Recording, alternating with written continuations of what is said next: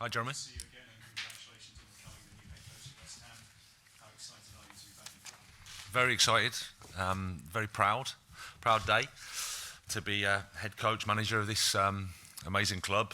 You know, it's a big tradition, big history, big expectation, big challenge. So I'm really excited. It's almost a bit like Christmas for the adults, you know. Excited, not the best of sleeps last night, but just from excitement. And really looking forward to meeting the players today, really looking forward to meeting our supporters, getting going. Just, yeah, brilliant. It's nearly 2 years since you left Chelsea. How many other offers did you have, and how close were you to joining other clubs?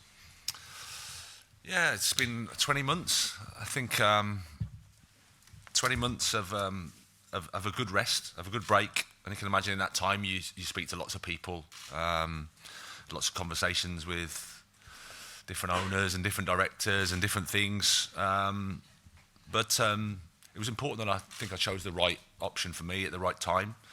And as soon as I spoke to this club, it just felt right for me. Felt right, spoke with the board, spoke with everybody connected with the club, looked at the squad, looked at the academy. And yeah, this one felt the right one. And as I said, I'm really excited to be here. It's an amazing club with a tremendous loyal fan base that is passionate, that's knowledgeable, that knows the football, that knows what they like, knows what they want. And I think it's a good fit. So yeah, as I said, looking forward to getting started. What can West Ham be under you, and what do you need to do here? Well, as I said, it's an amazing tradition here. There's expectation, there's demands, there's a recent history of success, and that's what we want to, that's what we work towards. It's the first day, so my focus is on meeting the players and trying to prepare for a game in the third round of the FA Cup against Aston Villa is the main focus. But I think my experience is if you can build a team that is recognisable on the pitch, that the supporters identify with, that the supporters are proud of, the supporters enjoy watching, and you can get that trust between and that connection between the players and the supporters, and everybody's aligned, because that's the key. Everybody being aligned in terms of what we're trying to achieve, how we want to achieve it, how we want to play football, how we want to use the resources that we have. If that alignment's there, then with that trust and with that connection, why to put a scene on anything? Let's just go with the journey and be excited about it and go with a smile.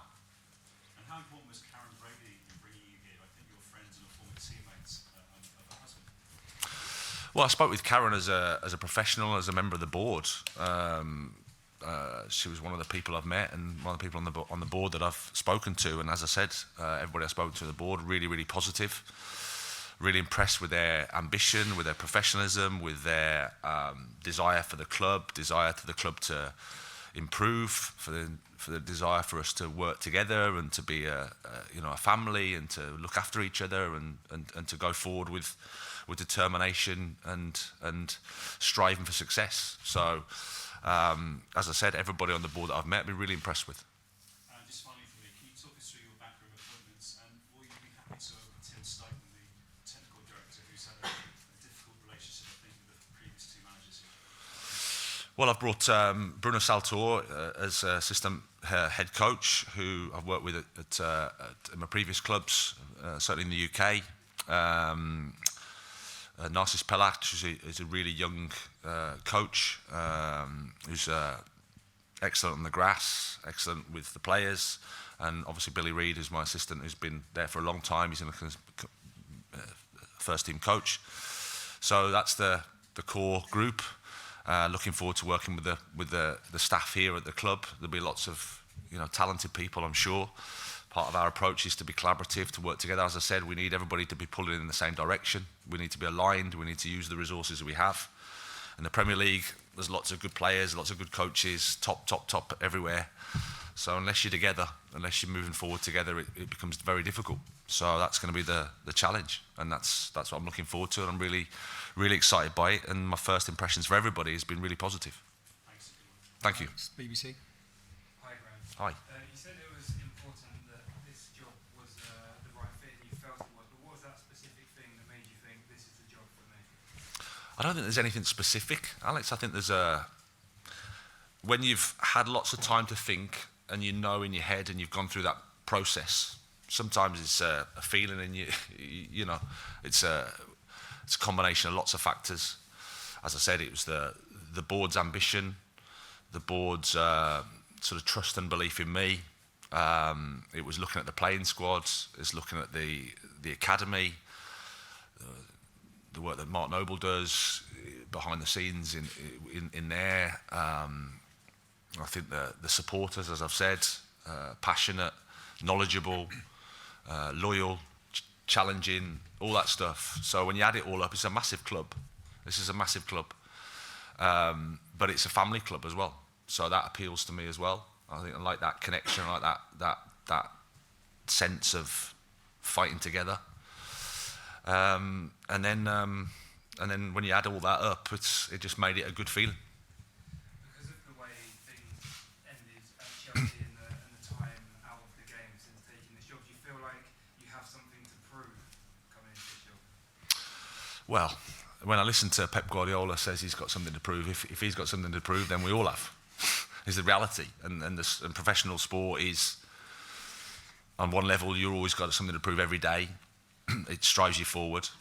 I'm comfortable in my own skin. I'm comfortable with who I am and what I've done, and clearly no one's perfect, and life is about taking the successes and accepting the setbacks and accepting the defeats and accepting the mistakes or whatever you want to call it, and dealing with it and making you stronger. That's part of who we are, and you guys as journalists will be the same. You won't write everything brilliantly, and sometimes maybe a piece won't be so good, and you reflect on that and go, okay, maybe I can do something better. It's just how it is.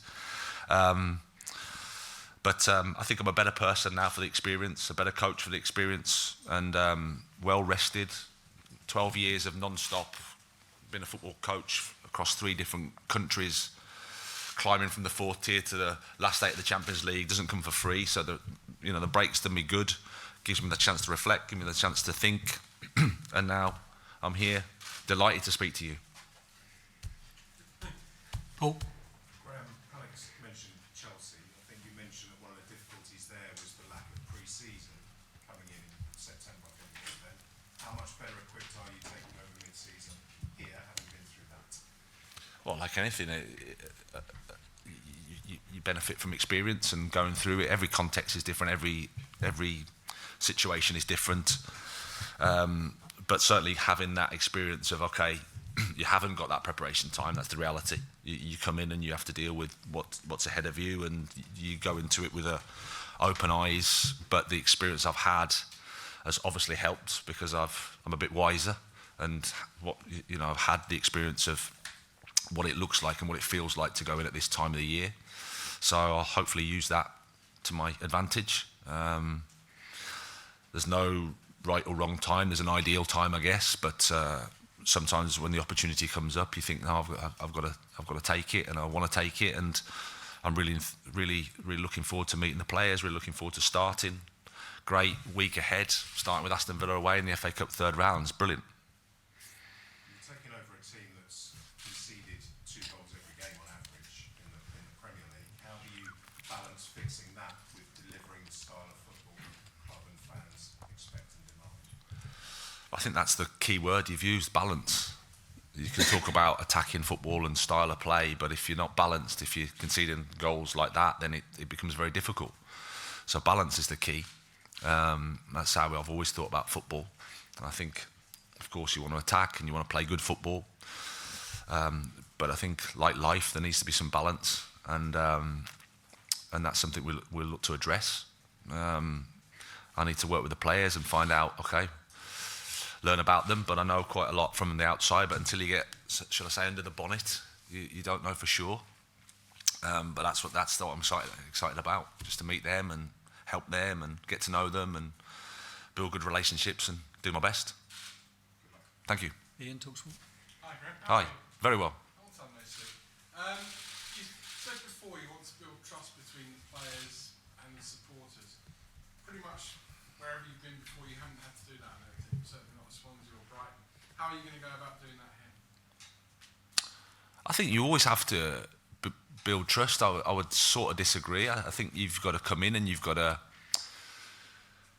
like I said, create a team that the supporters recognise and identify with, and that's the process of coaching. That's the process of working. Obviously, results help, because no matter where you are, results are the best way to convince people that you're on the right path.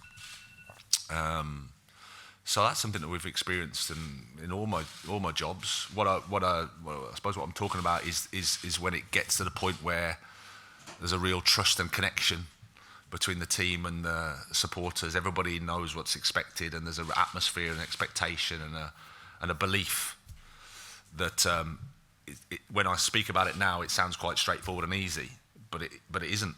It isn't, and that's where the work is, and we need to show as a team that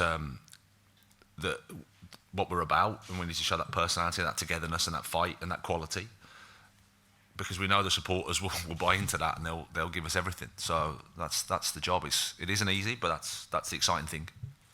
And because of your style of play, the way you teach players, the fact you're a young British manager as well, literally every time a job's come up in certainly the Premier League, and since you've been out of work with Chelsea, your name is almost the first one to be linked with it, being linked with the England job. Are West Ham lucky to have you? Are you lucky to have West Ham? Is it going to be a marriage where you're both lucky to have each other? Well, I consider myself lucky to be here. I'm thankful to be here because I appreciate the club. I appreciate the opportunity. I apologise that my name has been linked, and everybody's flipping sick of Graham Potter linked with this job, and that's life. And believe you me, part of the 20 months is, you reflect on, or you witness the rumours that are quite strange, but there's nothing you can do to control that. That's what it is. I'm here now, very happy, very proud, very privileged to be here in this position. So I hope that I can do a good job, and the supporters will be positive to me. I have to say, so far everything's been great. The support's been brilliant. Words of encouragement have been really, really, touching. So that's nice. And now it's just to meet them all and crack on.